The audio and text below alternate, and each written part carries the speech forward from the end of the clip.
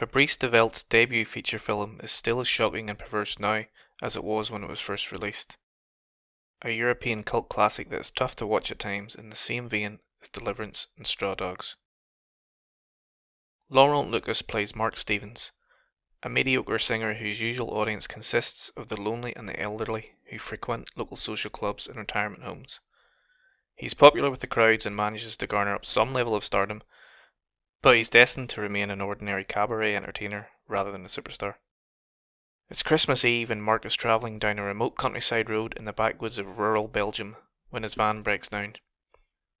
Making his way to the nearest building seeking assistance, Mark bumps into Mr. Bartel, a classic handyman with a strange aura, who offers Mark a room while he works on his van.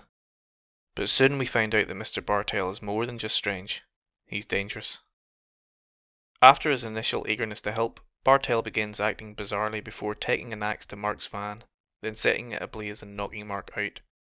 When Mark comes to, his hands are bound together with wire and he's wearing a dress. Mark is about to have a very bad couple of days.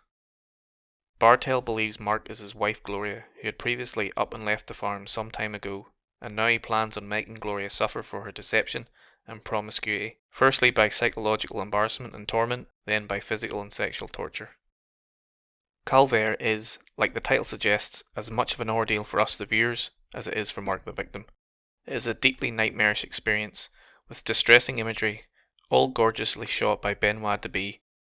There's no ghosts or monsters or anything supernatural, or even axe-wielding psycho killers. Yet the horror is just as dreadful because it slowly creeps up on you. For approximately 45 minutes the gradual build draws you in, and you know something terrible is about to happen.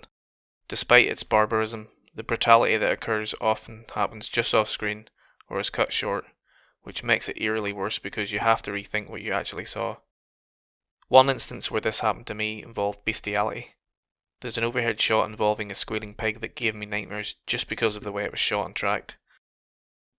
Perhaps not quite as viscerally upsetting as, say, some of the most infamous works of Gaspar Noé, Calvaire remains a harrowing and torturous offbeat art house quasi-horror film that is difficult to forget.